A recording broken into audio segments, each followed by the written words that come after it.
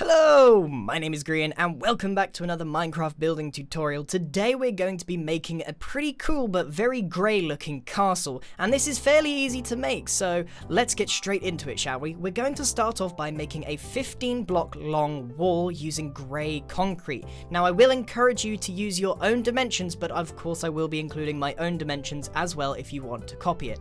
We're going to continue by making a base plan by making a 3-1-3-1-3-1 all the way around base for the tower of this build, and we're going to make another one identical to it at a right angle to our entrance, and then we're going to continue making this base plan. And don't worry if this is going too fast, you will get an aerial view of it so that you can copy it very easily. So we want to continue making our base layer so that it is a full rectangle, making sure that there's a tower in each corner. Now you may be wondering why we have two towers next to each other, and that will become apparent later on. So we want to make sure that the whole thing becomes one full rectangle, and you can see from this aerial view how it all fits together.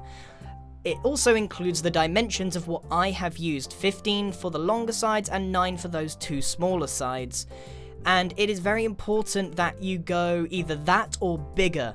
I wouldn't go much smaller as you may find it a bit more difficult. Now it's time to start building up the walls. Now for the towers you can just build it up to whatever, just not too high, but it's these walls here on the outside that are 8 blocks tall for my design here. Of course you can go a bit bigger, you can go a bit smaller, up to you on this one.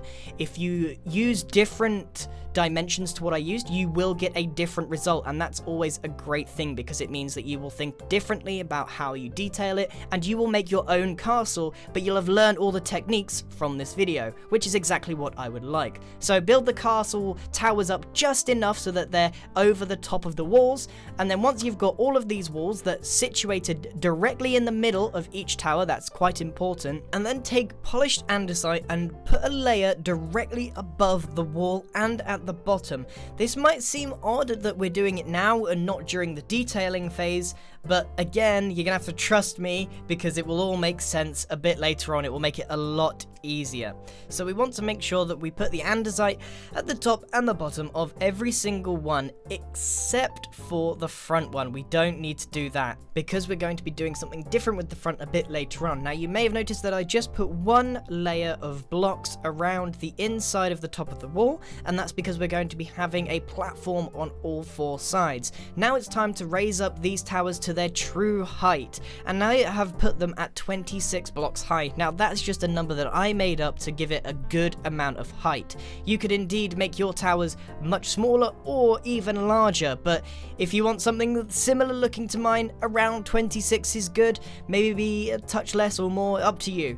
And then on the inside, I've got a wall 16 blocks high, and it's very important that these are not placed in the middle of the towers like we did the first one. These are set 2 blocks back from that so that they match the corners of the towers, as you can see as I'm building it around now.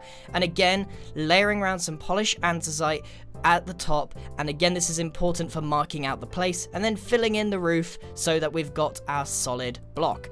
Now this is why we have marked that out with andesite, because we will be layering around some stone brick staircase into the towers themselves.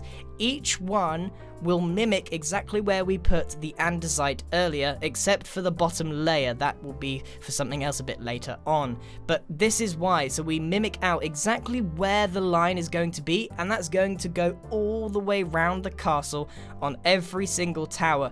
You could indeed do that while you're making the towers if you really wanted to save some time, but for the sake of this video and demonstrating where it is, it's much easier just to replace it a bit afterwards. You're going to be needing all of those concrete blocks anyway. And now we're going to work on the top of the towers themselves, which is actually fairly simple. We're mimicking what we just did, except one block is over the corners so that it comes out just a little bit.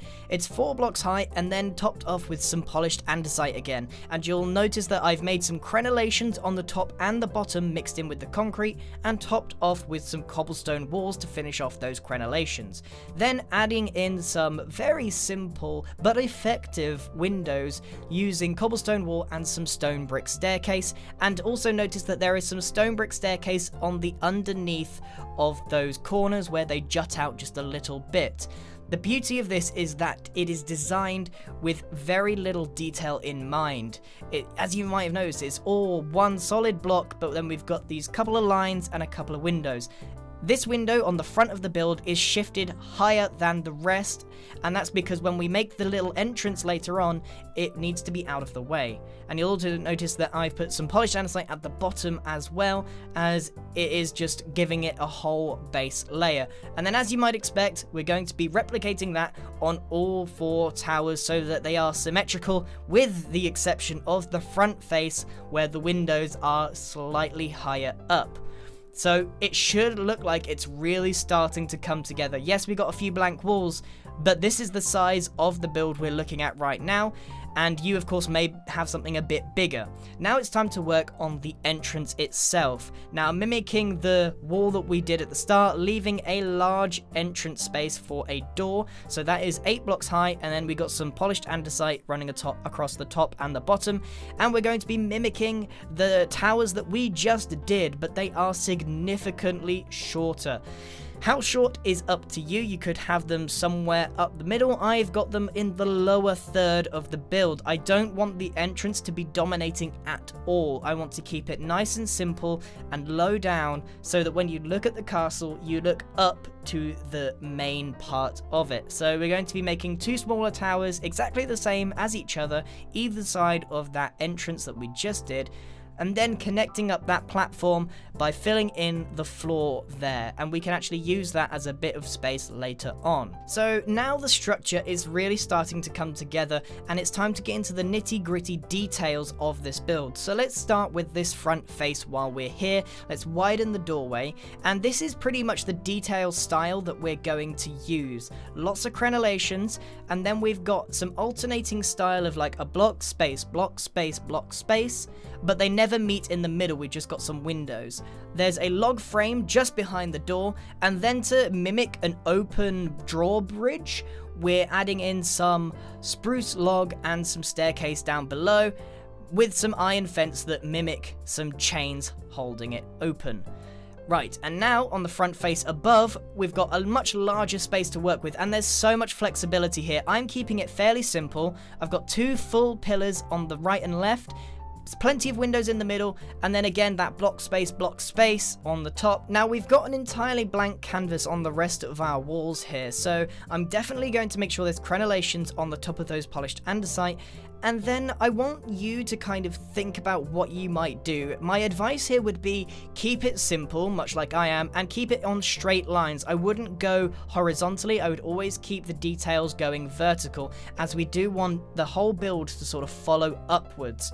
One thing I've got is sectioned it up into 3s with some windows. For this back one, I have decided to do something slightly different, added a bit more structure to it because I don't want this to be confused for a doorway, so it does look a lot more solid here. Again, this is another option that you can use on your walls if that's the style that you want to go for. You could go for something that looks incredibly solid, or lots of windows and keep it very minimalist. There's a huge amount of opportunity to experiment here, but my advice would be keep it as vertical as possible. So everything has really come together now. There's only one thing that I would recommend as a sort of final touch, and this is just to add a bit of color as well, but you can have it a bit overgrown by adding some ivy in the form of leaves, mixed leaves, spruce and oak mixed in together, just crawling up the sides and the towers.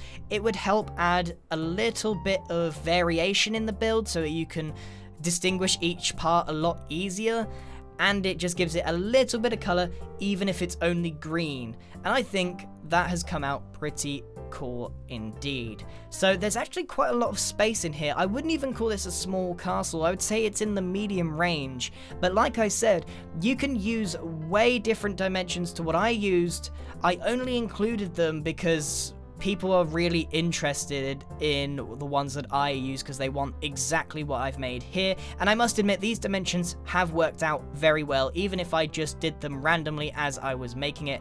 I do tend to do my builds by eye, so I kind of look at it, I think, does that look right? Take a step back, maybe change a block here or there, and I recommend you do the same. If you're going for a larger set of walls, those towers might seem very, very thin, so you might want to make them a bit bigger. Use some common sense, use your eye, your creative eye, and work out the scale for yourself. How is this going to look all together? So, that's it from me, everyone. Thank you very much for watching. I hope you've enjoyed this video, and I hope you enjoyed this design. If you'd like to see more designs, or if you have any ideas of your own and you'd like me to build them, please leave them in the comments down below. Thanks again for watching, and goodbye!